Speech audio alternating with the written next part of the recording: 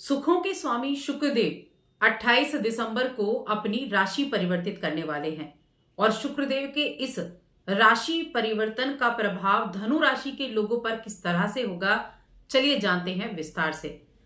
जय माता दी दोस्तों, आप सभी का स्वागत है हमारे YouTube चैनल अमृता एस्ट्रो में। और इस वीडियो में मैं बात करूंगी सुखों के स्वामी, भौतिक सुख देने वाले इन सबके स्वामी शुक्रदेव का जो गोचर है वो कैसे रिजल्ट देगा। तो देखिए, शुक्रदेव की अगर मैं बात करूं तो देखिए हमारी कुंडली में या हमारे जीवन में कह लीजिए, हमारे जीवन में शुक्रदेव आकर्षक के कारक हैं, मीडिया के कारक हैं, प्रेम के कारक हैं, सौंदर्य के कारक हैं और लग्जरी चीजें जो सुख सुविधाएं होती है ना आपके जीवन में, जो ऐशो आराम है, उसके कारक शुक्रदेव ही कहे जाते हैं। विवाह के कारक भी हैं और वीर्य के कारक भी हैं।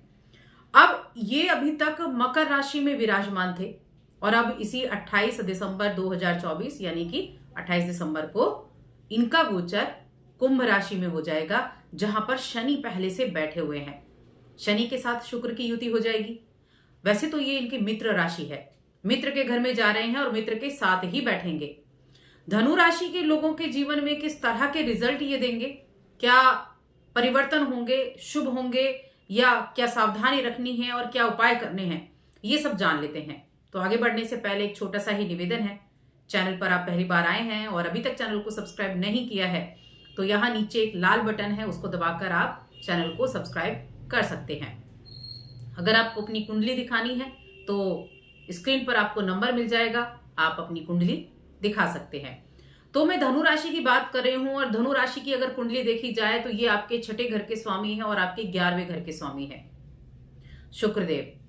वैसे तो ये आपकी कुंडली में मारक बनते हैं, छठे घर का स्वामी और 11वें घर का स्वामी। और अभी जो ये गोचर होने जा रहा है ये हो रहा है आपके तीसरे भाव में। तीसरा भाव देखिए, पहले छठे घर की अगर मैं बात करूं, जिस घरों के ये शुक्रदेव आपकी जो कुंडली है उसमें स्वामी बनते हैं, छठा घर रोग रिपु ऋण का होता है, छठा घर कृषि विभाग का भी होता है, पेट एनिमल्स का होता है, छठा घर आपकी सेवा का होता है, नौकरी भी आप कह सकते हैं क्योंकि वो भी तो एक तरह की सेवा ही होती है। दूसरा, यहाँ ये आपके 11वें घर के स्वामी हैं। 11वां घर इनकम का है, लाभ का घर है, इच्छाओं का घर है, बड़े भाई बहनों का घर है। यहाँ इस भाव के स्वामी जब तीसरे में बैठेंगे, साहस, पराक्रम, कम्युनिकेशन, छोटी यात्राएं, छोटे भाई बहन, ये तीसरे घर की चीजें हैं। तो यहाँ इनका बैठना कैसे रिजल्ट आपको देने वाला है, तो देखिए इस समय अवधि में आप एक तो अपनी इच्छाओं के ऊपर खर्चा करते हुए दिखाई देंगे। 11वां भाव जुड़ गया ना, 11वें भाव के स्वामी हैं, इच्छाओं का है। सुख आपके लिए जो अपनी इच्छाएं प्राप्ति हैं, कुछ खरीदारी करने की इच्छा हो सकती है, कहीं घूमने की इच्छा हो सकती है, कोई ट्रैवल हो सकता है, तो उसके ऊपर आपका धन खर्चा होता हुआ दिखाई दे रहा है। इसके अलावा ये समय आप अपनी स्किल्स को बेहतर बनाने के ऊपर भी काम करेंगे, अपनी स्किल्स के ऊपर आप काम करेंगे, अपने आप को प्रूव करने का भी कार्य करेंगे। ये समय बहुत महत्वपूर्ण भी है आपके करियर के लिए, आपकी स्किल्स को डेवलप करने के लिए। और इस राशि के उन लोगों की मैं बात करूं जो किसी तरह लेखन के फील्ड से जुड़े हैं, मीडिया के फील्ड से जुड़े हैं, रचनात्मक फील्ड से जुड़े हैं, जैसे कवि हो गया, पत्रकार हो गए, कहानी लिखने वाला हो गया, कहानी कहने वाला हो गया, नॉवेल लिखने वाले हो गए, इस तरह के फील्ड से हैं। नृत्य है, आर्ट है, आप सिंगिंग का फील्ड ले लीजिए या फिर आप फैशन डिजाइनिंग का ले लीजिए, कम्युनिकेशन का भी ले लीजिए। इन चीजों में जो काम करते हैं उनको इस समय अवधि में अपनी रचनात्मकता में वृद्धि देखने को मिलेगी। आइडियाज बहुत अच्छे होंगे, माइंड बड़ी अच्छी सोच रखेगा, एक नए विचार हमेशा मन में रहेगा, एक नए विचार की उत्पत्ति होती रहेगी। इस तरह का आपके लिए यह समय रहेगा। जिन लोगों के साथ आपके मतभेद चल रहे हैं, रिश्तों में कुछ द्वंद्व चल रहा है, उन मतभेदों को भी आप दूर कर पाएंगे।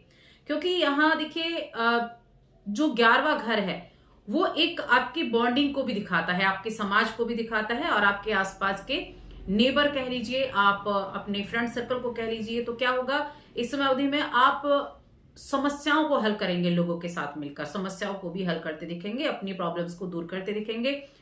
दिशाएं अनुकूल ना हो तो अलग बात है, दिशाएं अनुकूल ना हो तो लड़ाई झगड़े में भी पड़ सकते हैं, उल्टा हो सकता है।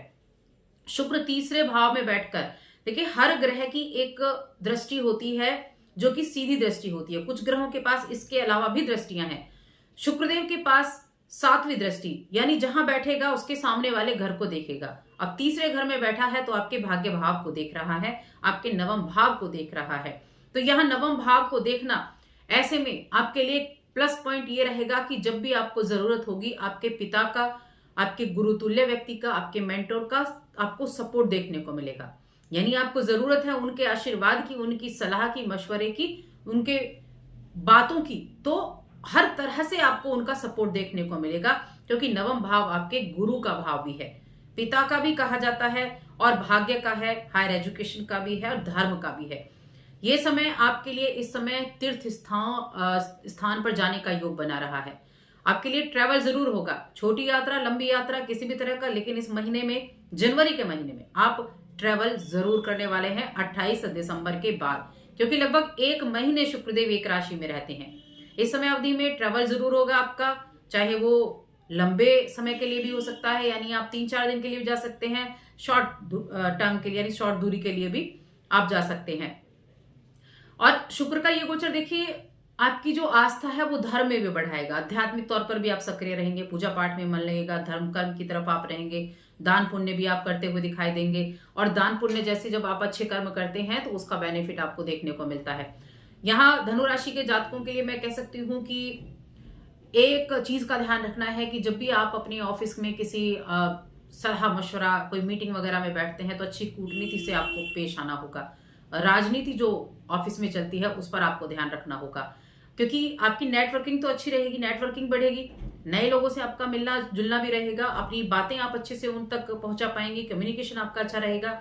लेकिन जब भी कभी कोई मीटिंग होगी तो थोड़ा सा संयम रख के आपको बात करनी होगी। भाई बहनों के साथ रिश्ते मधुर होंगे, भाई बहन, छोटे भाई हैं, बड़े भाई हैं, उनके साथ रिश्ते अच्छे रहेंगे, क्योंकि 3rd हाउस और 11th हाउस ये छोटे भाई और बड़े भाई का घर है। जो लोग रिश्ते में हैं, विवाहित लोगों के लिए मैं कहूंगी वो अपने पार्टनर के साथ घूमने जा सकते हैं।